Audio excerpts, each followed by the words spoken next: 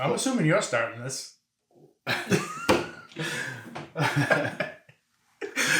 Me too.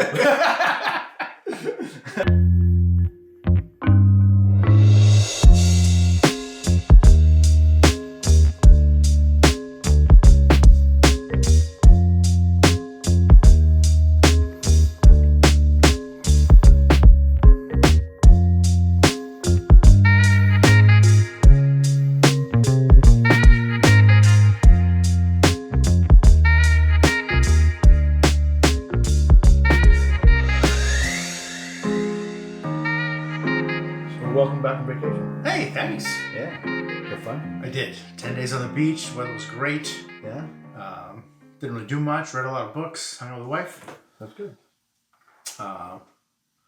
Yeah, we don't do a whole lot. Just enjoy the weather, enjoy the pool, enjoy the beach, sand, have some food. But I like going to the airport duty-free shop. Usually you can find some booze there that you can't necessarily get at home. They have some special things that only offered at the duty-free shop. So I did get a couple of prizes. So what exactly, I mean, I kind of know what it is, but what exactly is a duty-free shop? So, like, well, a lot in the news, right? Tariffs, taxes. Right? When you import things, they have to pay taxes.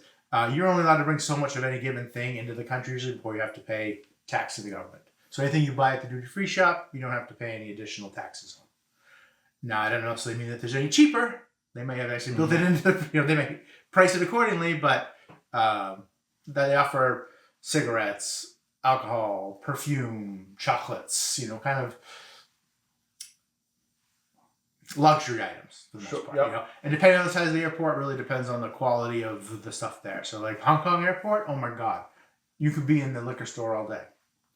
Punakana airport, pretty small, but I did have, found a couple things that I brought home with me. The unique thing about the duty-free, at least in terms of the whiskey, is distilleries will produce certain stuff strictly for duty-free. They commission their own stuff to draw people in to get them to buy it because they can't get it anywhere else. Yeah. So I think I picked up like a 16-year triple wood in Hong Kong for Balvenie. I remember that. It wasn't years ago. It was very disappointing. It wasn't very good, actually. But we were definitely excited to try it. Yes. Yeah. That was a 16-year, triple oak or triple wood Balvenie. Yep. That was the only spot you get it because you couldn't get it here in the States. Yep, and that's one of these bottles is definitely that. I don't know about the other one. I didn't do the research. Well, show me what you got. All right, so I haven't seen either of these before, and especially around here. So the first one is called, I don't have my glasses on, the creation of a classic. And this was like a series. This is one of a series of things they put out a few years ago. Their master distiller retired, and this was like the original finished Scotch that they brought to the market. Okay. And I think this is the precursor to the double wood. Man. Yeah. Creation of the classic. Yeah, original class finish. So the story of David C. Stewart creating the world's, a little difference there. Yeah. The world's original cask finished single malt Scotch whiskey. That's pretty cool. Yeah, so I read the bottle, at home, and if it's to believed that they were the first ones to finish their Scotch in something else, in a sherry cask, So I might have to give credit to Balvenie for all the finishing processes? All the finishing processes. That's a cool story, if so. So it's the same two barrels as in the double wood. Okay. But it's a linear process, right? It started in the bourbon barrel and then it got finished in the sherry barrel. So for a future episode, I think it'd be intriguing to do like a double comparative. No. I mean, I suppose we could, but We'll see. I would like to try this in comparison to the double wood and see if we can notice the distinctions. Okay. Because there's a lot of similarities in the process. And what's that one? Well, you know how much you don't like. I love the PX finish, right? So I saw this one, and this was PX Pedro Ximénez, 18-year-old Balvenie with a Pedro Ximénez finish, which I like pretty much everything that I've had that's done this way. So I had to get this bottle. This one is much more expensive than that. I can imagine. I'm gonna guess north of $4 bills. No, not that bad. It was $2.20. Oh, could have got a couple of them. Oh well, come on now. Yeah, come on. I'm now unemployed. Oh, that's retired, living life. Yeah. I mean, so unemployed goes two different ways, right? Unemployed is pity card, right? Retired and living life is good for you, right? But you're still unemployed regardless. The income has drastically reduced. Oh, so great. This would have been a $400 bottle. So I also love the PX, the Pedro Ximénez, which is like a deeper wine finish than a sherry, right? I think it's much sweeter and richer than. I mean, it's a very specific sherry. So first cast is American Oak. Second cast is obviously the PX. I can't wait to try this one. This is totally up my alley. Yeah, I'm sure. Let me pop this bottle out too. I'm sure we're gonna love that one. Yeah. Oh yeah. Belvane makes just like sexy, elegant bottle labels, like luxurious. Yeah, and I like a lot of the foil they do. I think it really pops. Like on the first fill, the kind of white bottle with blue, the metallized blue really comes out well. So I don't think we've seen this before. I haven't, but I couldn't remember at the time. Yeah. So even if I knew I would like it, so it didn't matter if you had one. I was gonna get another one. Yeah. And I was positive I hadn't seen that one before. Well, I can't wait to damn try them, man. So really that's the nice thing about going to the duty free at the airport is you can sometimes get some finds that are unique. So you need to travel more, unemployed or not. But that's not why we're here. That's not why we're here. That's not why we're here. This was a bonus. This is a preview of some things we'll do in the future. Yeah, that was a bonus. Now we're just teased. They're teased. I'm teased. Yeah. So what's on the agenda for tonight? So recently we asked if anybody had a bottle that we wanted to try, sample, review, either blind or not blind. And this, I have no idea what this is. Oh, interesting. I am clueless to what's in this glass. All right. You don't know what it is? Well, this is the first. I don't know what it is. Yeah. This is courtesy of our good buddy Mitch. Brought a bottle, arranged it to be poured blind. Very good. I have no idea what we're getting into. So I mean, when you mentioned that beforehand, that Mitch was potentially going to bring something up, I know it's got to be bourbon because Mitch is a real bourbon guy. But this doesn't really look like bourbon. I don't know. I mean, Mitch could be a little all over the board too. Sure. Right. So I'm trying not to, when you're tasting something blind, you get all these preconceived notions in your head, and you're trying to, whittle it down, and it often messes with your head more than it actually does any justice. But let's pop the lids off these things. All right, so we'll know pretty soon, I think, so we open it up.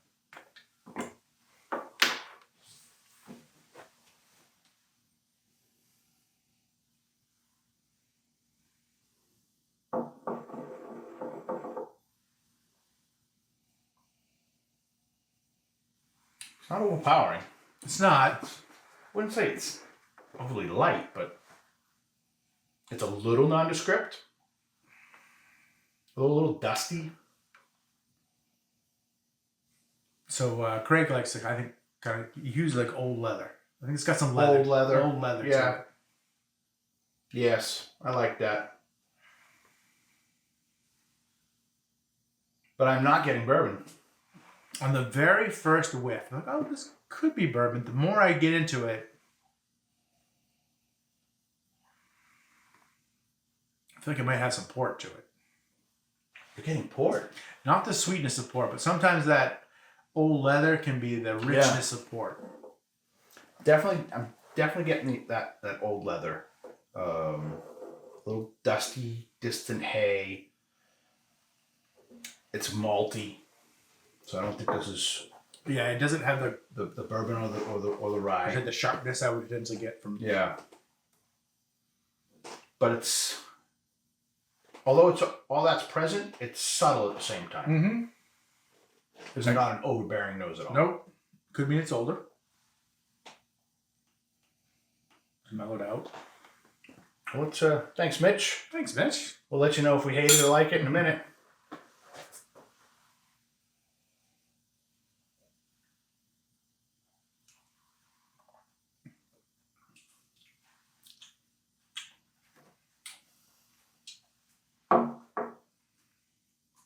This has got a unique finish to it.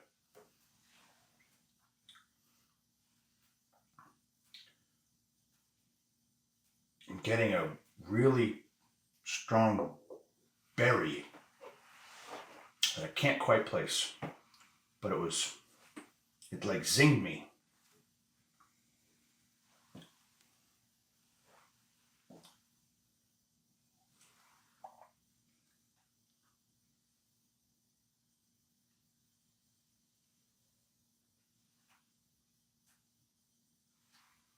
It's sweet at first, got a little bit of tartness on the finish. Yes, yeah. It's very smooth. Yes, it is. My first guess is got some age to it, mellowed out. Mellowed out, yeah.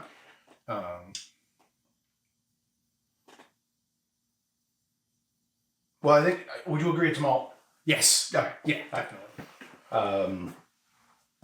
Yeah. Just screaming Highlands. Yes, although I wouldn't. I mean, it's almost too bold to be anything Japanese or anything, right? I mean, it's not that it couldn't be, but usually you would. Yeah, I mean, usually look, you get the Japanese try to mimic Scotch, so I mean, yes, it could be, but I would say that the finish, the palate and the finish on this is a lot bolder than the nose. yes. Like the nose is a little subtle, it's present, but as soon as you drink this, it's definitely a little bit more here I am. A lot more character, more bold, lingering, very pleasant, very well. But I can't quite. I'm having a hard time saying it's finished in. Yes. You said port. I'm not going to rule port out.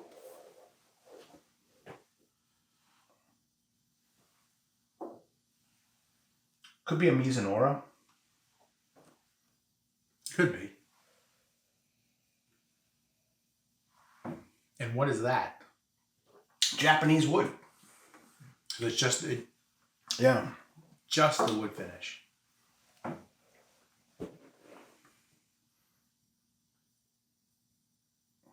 I would totally put him off the Japanese. Yeah. All right, so we got us a malt finished malt for sure. Yep. I'd be shocked if that's not the case. Something's bringing some extra character to it. Yeah. A unique flavor profile, or This has the character, like whatever they finished it in might have had a little something in the barrel still. So it wasn't just soaking the remnants of the wood. mm-hmm. Because sometimes when they pour the matured whiskey into the finishing barrel, there's a little bit of red wine or cherry wine or something like that that's actually still in the barrel. Even when you dump a wooden barrel, and you shake it out, you got nothing left. The wood is going to release. The wood releases it, exactly. So now when you take and you put something else back into it, there could be a half inch, an inch, or who knows what, that actually, for lack of a better term, contaminates the whiskey you're putting into it. And this kind of feels like it's got enough character in that richness, or that rich berry that I kind of am getting. Kind of feels like that's happening. It could be wine. It could be Merlot, Cab, some kind of a rich. It really could be red wine. Yeah. So how would you scale it? Give me a nose. I mean, the nose is pleasant, but it's really subtle. I agree. Right, so I don't know, 8.2. You? I'm there with you. 8.1, 8.2. It's not worthy of anything more than that. It's a fine nose. It's just subtle and pleasant. I wouldn't say it's nondescript. It's just subtle. I would amp my palate up a little bit. Yep. I would probably get to about 8.5 on a palate. Yeah, I was thinking I'd probably 8.2, 8.4, 8.3. Okay. I think the finish tails just a little bit. Doesn't sour, doesn't get off track. It stays the course, right? And for that matter, this, even with the subtle nose, everything just really flows well and agrees with each other. I've made comments before that I generally prefer things that have kind of a consistent flow through them. So if the nose is really off to the finish, or there's just like real kind of chaos in the flavor profile, I don't tend to like that as much. So this has a nice, good kind of curve to it. Like it all kind of works well together. I totally agree. Would you drink more than one of these glasses back to back? Yes. Yeah, so wouldn't I. I see. It feels very drinkable. Yeah. I think I'm leaning a little bit more towards the port as it's sitting here a little bit more. Is it proofy to you? No, I think it's standard. I think it's standard, 86. 86. Yeah. I'm not getting much more than that if it is. And if it is a little bit more than that, then it's really drinking smooth. But I wouldn't be surprised if it's 15 years or older. So I would agree with that. It does have tendencies of being about a 15-year or better. It's mellowed out. There's real soft edges to it. A price point? That's hard to say, but if it's... I would be surprised if it's... Do we even know? But I'd say in the $150 range. Could be. I have no idea. I really couldn't tell you. I think of all the questions we ask, even from a rating to is it proofy? The price is really is all over the board. Yeah. Because we've had cheap bottles, taste pretty nice, and that's some expensive bottles we didn't really like at all. Quite honestly, that sucks when you got a $150+ bottle that you think's a drain pour. But it does happen. If this was a $100 bottle and it was readily available, you would buy this routinely. I'd buy this routinely, and I don't think this is something we drink routinely. So my guess is it's harder to find and a little bit pricier, or we'd have it more often. Now, if this is a bottle we have more often, I would I'm disappointed in myself, but because it doesn't seem on point with any of the things we drink regularly. It seems it's very distinct. There's something distinct about it. There's something, I haven't had this, you haven't had this, or, or very infrequently. Very infrequently. There are things about it that seem familiar. Yeah. But not like maybe I had it once or I had something in the line once. So this is it has some similarities, but it's not quite the same. So I think if I'm listening to us both talk, we're locking in a Highland Speyside finished in a port or a wine barrel or something like that. Yeah, I think so. And I'm comfortable with that. And if it was like a Japanese clone to try to make that, sure. Okay. I could see that. They did a great job, though, if they did.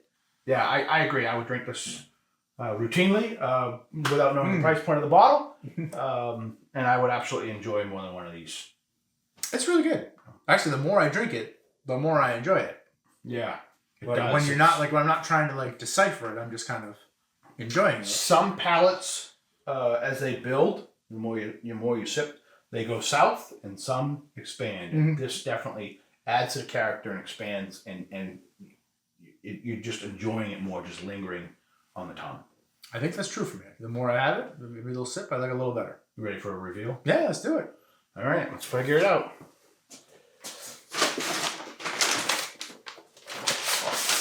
It's like Christmas. It's like Christmas. It's like Christmas. Oh! Wow. So, Jura. Okay. It's Scotch. I think it's an island Scotch, if I'm not mistaken.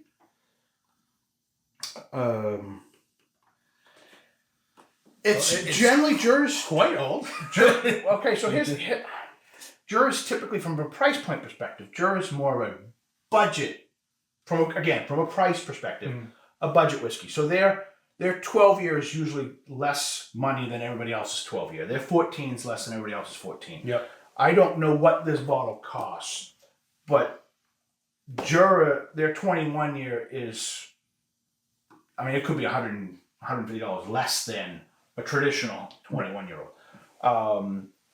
I think we're kind of spot on a lot of different categories.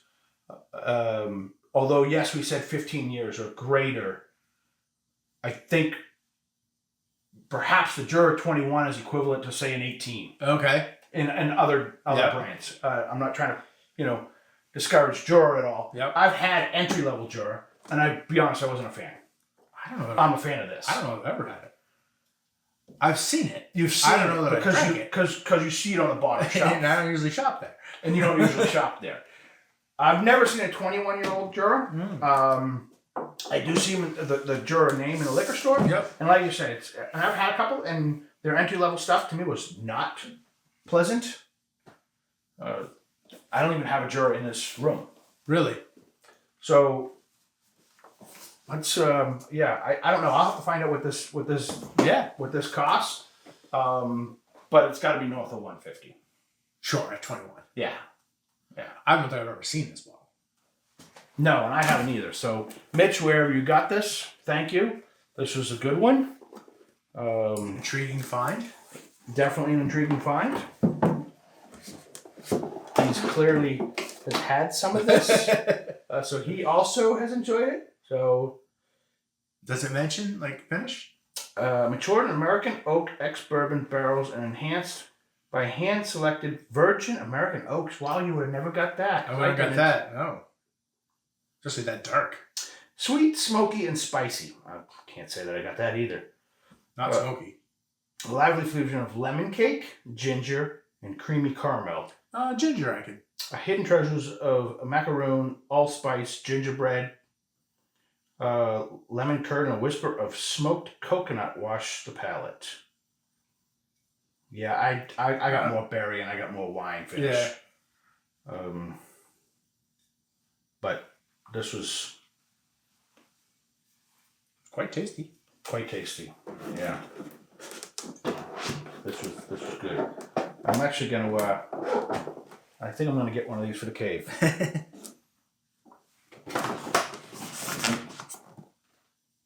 Yeah. So this is off the island of Scotland, so it's not a highland, it's not a space side. Although typically the island scotches are more smoky and are more peaty. And their younger stuff is. Mm-hmm. So their 10-year and their 12-year is a little bit more briny, obviously more youthful. The aging process somewhere along the line here is mellowed all that out. Because I would have never thought that this was an island Scotch. It's not peaty. It's not peaty at all. Not a drop of peat in here at all. No. Well, that was an interesting find. That really was. This was a pleasant surprise. Thank you, Mitch. Much Cheers. appreciated. This was good. Cheers to Mitch. So, I'm Tom. I'm That's Derek. Derek. We're just a bunch of whiskey enthusiasts. If you also want to have us try a bottle, give it a review, either blind or not blind, that's fine. Let us know. Like, comment, share. Let us know how we're doing. Whether I'm making a fool, or you're making a fool, or he's doing this better than I am. And we'll go from there. We'd love to hear from you. Enjoy.